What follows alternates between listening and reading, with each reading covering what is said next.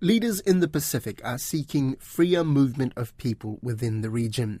The matter could be on the agenda when the Pacific Leaders Summit is held in Tonga in 2 weeks. Last week, the matter was raised at the Pacific Islands Forum Economic Ministers meeting in Suva. Fiji's Finance Minister, Biman Prasad, said the Pacific needs to free ourselves quicker than what we expect Australia and New Zealand and others to do.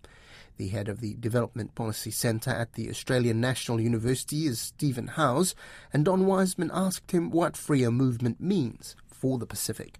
Different people mean different things by free movement, and that's one of the factors that makes it a complex issue. I think for some people it's just that if you want to come, say, to Australia or New Zealand on a short trip as a tourist or a business person, then you shouldn't need to get a visa. You should just be able to turn up. Other people have a sort of more far-reaching interpretation of free movement, which is that you should not only be able to come for short trips, but you should be able to move between the various Pacific countries and stay for as long as you want and work as well. In other words, sort of extend the relationship that Australia and New Zealand has with each other to the broader Pacific region. So different countries do have different interpretations. It is a complex issue, but it is very interesting that, now really for the first time, the forum is weighing in on this issue and in a positive way.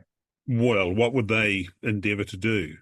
Well, I think what the interesting thing that happened at the Forum Economic Ministers meeting is this relatively new Secretary General, Baron Wanga, in his opening remarks that we must, and I'm quoting, we must advocate for freer movement of our people within the islands, including Australia and New Zealand, to facilitate greater regional economic cooperation and integration. Those are very significant comments for several reasons. I mean, first of all, in the last year, we've had the leaders of, say, Samoa, Fiji, Solomon Islands, all make this call. And so now you have the region's top bureaucrat echoing what national leaders are saying. Second, he's talking about freer movement. So it's not saying free movement, which is, a very radical idea, but he's talking about progress towards that goal, freer movement. I think that's very sensible. He's putting the spotlight on Australia and New Zealand. Those are the two countries that the nationals of the various Pacific Island countries really want access to. And then finally, he's putting it in this framing of regional economic cooperation and integration. And that's a universally held view that there should be more regional economic cooperation and integration. And what he's saying is, well, if we want that, then we've got to turn our minds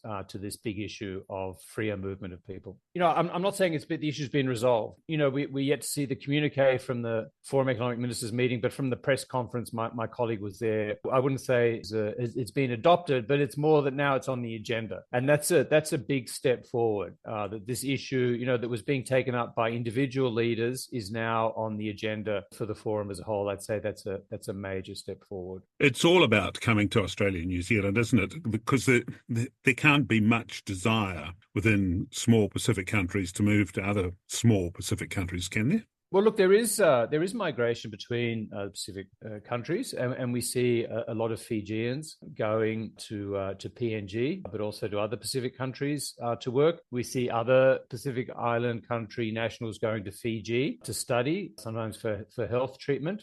We see some of the countries like, say, Cook Islands, where they already have free movement of travel to Australia and New Zealand. We see them looking not only to Asia, but within the Pacific to meet their labour shortages. So there is movement between Pacific Island countries. I wouldn't discount that. But yes, it's just the Australia and New Zealand economies, obviously, they're so much bigger, and their minimum wages are so much higher that they are the major attraction, the sort of major game in town for this issue of free or freer movement.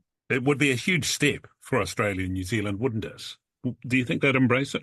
Well, that's the thing. I think it's not going to happen overnight. But in the past, the Pacific has formed documents, such as the current 2050 strategy that hasn't even mentioned free movement. And I think it's the sort of thing that could be held up as a vision in the distant future, 2050, free movement. And then, you start to look at, well, what can we do? What concrete steps can we take? And, steps have already been taken. If you take a longer term view, you've got these temporary labour mobility schemes, the RSC and PALM, that you didn't have 20 years ago. That's a type of movement of people. You've got these ballot-based visas that New Zealand's had for a long time that Australia's just introduced. That also is a step towards freer movement of people.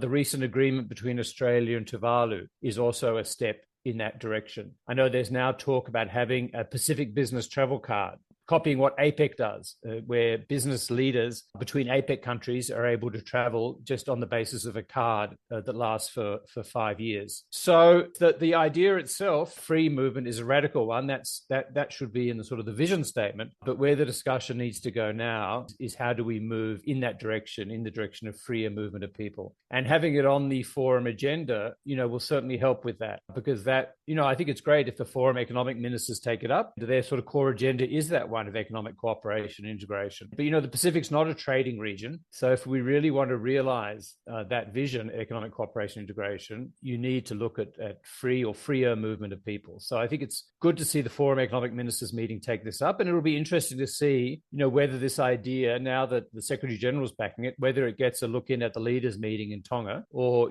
whether that's too early at this stage.